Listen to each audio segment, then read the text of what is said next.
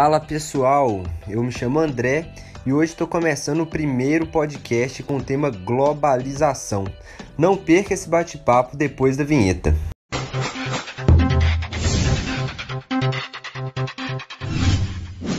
Hoje a gente vai desenvolver uma conversa sobre a globalização e os impactos que ela trouxe para a sociedade como um todo. Para iniciar essa conversa, você sabe o que é globalização? Você consegue identificar os processos desse sistema no seu cotidiano, no seu dia a dia? Então, comece a pensar na sua rotina e você vai perceber que também está inserido em parte do sistema globalizado. Por exemplo, se você usa alguns desses meios, seja internet, redes sociais, transportes rápidos ou compra produto de marca que não é brasileira, sim, você se utiliza dos processos da globalização. Além disso, vocês já pararam para pensar como a gente recebe notícias eventuais do outro lado do mundo, do outro lado do globo terrestre, e de uma maneira tão rápida?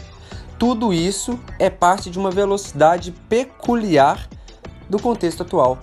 Resumidamente, a globalização pode ser entendida como integração com maior intensidade das relações socioespaciais em escala mundial, instrumentalizada pela conexão entre as diferentes partes do globo terrestre. Ou seja, as relações sociais e econômicas que antes possuíam uma escala menor, uma escala pequena, elas foram expandidas para um contexto mundial, tá? E como isso tudo começou? Como o mundo começou a ficar extremamente globalizado? Até o século XV, existiam diversas limitações para o deslocamento dos povos, tanto pela capacidade de desenvolvimento tecnológico, quanto pelas limitações impostas pelos meios naturais. Mas isso não quer dizer que não existiam trocas ou comunicações entre culturas diferentes. É importante a gente ressaltar que isso começa a se desenvolver no século XV. Só que assim, com uma velocidade muito baixa, muito menor do que nos tempos atuais. Dessa maneira, o isolamento e a autossuficiência eram comuns à maioria dos povos. Dessa maneira, até o século XV, a Terra possuía 5 economias mundo, que constituíam regiões do planeta autossuficientes. Segundo o historiador francês Fernand Braudel, essas 5 regiões eram a Europa, a China, a Índia, a África Árabe e a América, ocupadas pelas civilizações pré-colombianas. Esse cenário vai começar a mudar no século XV com a transformação das economias em um sistema mundo. Ou seja, a globalização começou a surgir e com ela suas fases. A primeira fase, a gente pode se dizer que com o advento das grandes navegações, ao longo do século XV, XVI, XVII até o século XVIII, o conhecimento de novas terras, as relações sociais e de comércio, eles se estenderam, eles se expandiram. Nesse cenário, a gente pode destacar o transporte auxiliando como um dos primeiros meios globalizadores, ou seja, o transporte como um dos primeiros meios globalizadores. Sabendo disso, a relação se dava da seguinte maneira: entre a metrópole e a colônia, enquanto a segunda dispunha de matérias-primas e mão de obra escrava, né, pessoal? A primeira encarregava-se de desenvolver o comércio externo dos produtos das colônias, levados por meio de transporte marinho.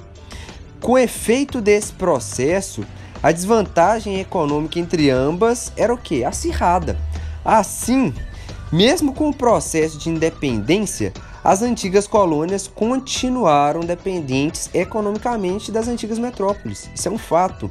Enquanto uma precisava comercializar as matérias-primas que dispunha, a outra precisava dessa parte para nutrir o processo da industrialização.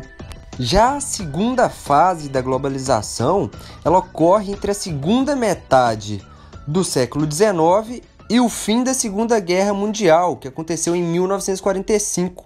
O processo de globalização adquiriu novo impulso com a expansão da dominação política, econômica e militar europeia sobre grandes extensões da África e da Ásia, onde ali foram estabelecidos impérios coloniais.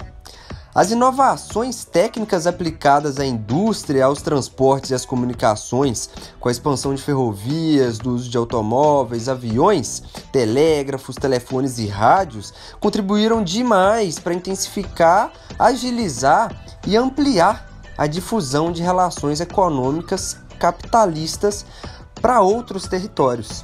Ao se passar alguns anos, principalmente ali depois da Guerra Fria, que aconteceu em 1989, o mundo ele vivenciou uma aceleração.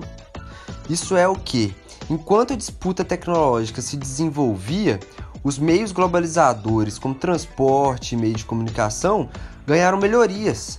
A gente pode destacar aqui a revolução técnico-científica e internacional, marcada pelos processos de intensificação técnica dos sistemas de informação, surgimento dos aparelhos telefônicos, a internet e, principalmente, a evolução nos meios de transporte. Por fim, desde a última década do século XX, o mundo ele começou a viver a quarta fase da globalização, ampliada em função de quê? Do avanço do capitalismo em direção aos países onde antes existia o quê? O socialismo. A revolução técnico-científica informacional, ou seja, os avanços do conhecimento em diversas áreas, por exemplo, como informática, telecomunicações, robótica, biotecnologia, química, entre muitas outras áreas, ocorreram a partir dos anos 70, que favoreceu ainda mais a expansão do capitalismo e provocou grandes mudanças na produção industrial, na agropecuária, na prestação de serviços e, por fim, na própria geração de novos conhecimentos técnicos e científicos.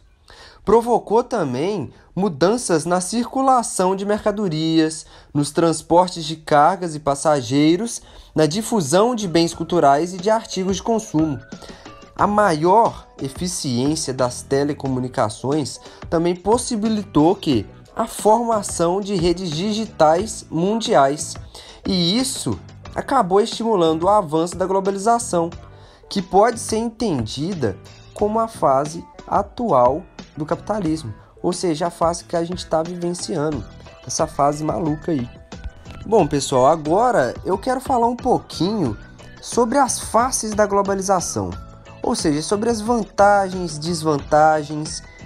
Qual é a face verdadeira da globalização? O que ela traz de bom, o que ela traz de produtivo, o que ela traz de ruim?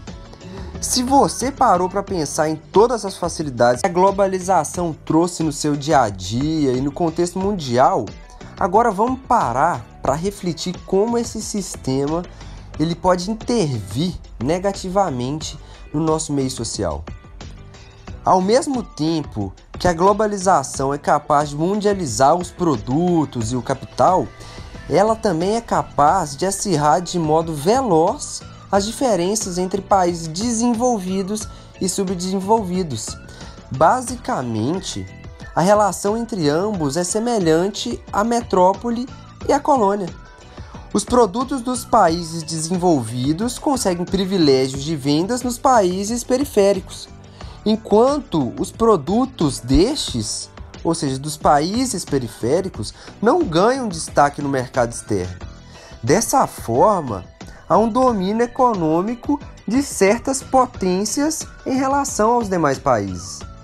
Da mesma maneira, muitas empresas dos países privilegiados conseguem o quê? Se inserir nos países pobres com muito mais facilidades fiscais e mão de obra barata, mas nem sempre encontram no exterior fronteiras abertas para quê? Para ingressarem nos países em acordo. Assim, as desigualdades sociais elas aumentam cada vez mais e não param de aumentar. Para somar a tudo isso, pessoal, com a velocidade que as coisas acontecem no mundo globalizado, em pouco tempo, a gente consegue ver os prejuízos desse processo em uma larga escala, tá? De acordo com o grandioso Milton Santos, abre aspas, a globalização é, de certa forma, o ápice do processo de internacionalização do mundo capitalista. Para o autor, para o Milton Santos, a globalização não distribui as riquezas do mesmo modo para todas as partes. Ou seja, acaba se tornando um sistema injusto. Para somar de novo a tudo isso, não tem contribuído para a sociedade mais humana e nem cumprido os benefícios propostos que nos causam a sensação de facilidade, pois nem todos conseguem os mesmos acessos aos produtos do processo globalizante. Enquanto isso, ao mesmo tempo, os problemas são compartilhados, sobretudo com as populações à margem da sociedade, populações mais pobres. Tendo pensado um pouquinho nisso, eu gostaria de estar falando sobre os transportes, tá? Transportes e telecomunicações na globalização. Em primeiro lugar, transportar significa o quê? Conduzir ou levar objetos e pessoas de um local para outro. Nas últimas décadas, os meios de transporte se modernizaram, tornando-se o quê? Mais rápidos e ao mesmo tempo mais baratos. Com isso, aumentou a capacidade de transporte de carga e de passageiros e intensificou-se ainda mais os deslocamentos de pessoas e mercadorias em intervalos de tempo cada vez menores. Isso possibilita o quê? A integração de diferentes regiões do mundo com uma facilidade gigantesca. Para somar, a velocidade do transporte de pessoas e produtos, tanto entre estados do país como pelo mundo, é uma característica muito peculiar assim, da globalização. Por meio dele, intensificou-se ainda mais o turismo e as trocas comerciais. Ainda hoje, no momento atual que a gente vive, buscam-se mais e mais o quê? Otimizações desses meios. Porque eles atuam diretamente no desenvolvimento econômico, ao passo que distribuem os produtos comerciais, do trabalho e do turismo. Apesar das facilidades, eu gostaria de propor uma reflexão, porque enquanto a gente vê aí que o transporte rápido otimiza a economia, com o surgimento do coronavírus, a gente viu como rapidamente ele foi capaz de espalhar um vírus transmissível pelo mundo inteiro. Nesse contexto, no final de 2019, o mundo presenciou assim, como a aceleração desse sistema transferiu um problema na escala de um país, no caso a China, para uma escala mundial. Isso se deu por quê? Pelo rápido acesso das pessoas e dos produtos a diversas partes do globo, levando juntamente o vírus com potencial transmissível. Da mesma maneira, foram com os avanços tecnológicos, na informática principalmente, que permitiram que os fluxos de informação se tornassem o quê? Cada vez mais intensos e velozes, tanto em escala local, regional, como em âmbito nacional ou então global. A indústria das telecomunicações, elas ganharam e continuam ganhando muita força na área da globalização. Embora alguns países e parte da população geral sigam em desvantagem de acesso, no caso do Brasil, propostas como privatizações foram desenvolvidas com o intuito de melhorar e ampliar o acesso dentro do próprio país e no mundo, como por exemplo informações via satélite. Os primeiros computadores surgiram assim ainda na Inglaterra e nos Estados Unidos, depois da Segunda Guerra Mundial, ainda restrito aos militares. Nesse período eram máquinas assim gigantescas e muito frágeis. Já em 1970, com o avanço tecnológico, se investiu muito no computador particular. Em sequência, a relação entre telefonia e computadores gerou o quê? O desenvolvimento da internet, que tinha a finalidade de integrar a humanidade em uma escala planetária. No Brasil, a internet entrou em uso em 1994, com os primeiros provedores de acesso, só se tornando possível por causa do quê? Dos computadores pessoais que já tinham sido desenvolvidos.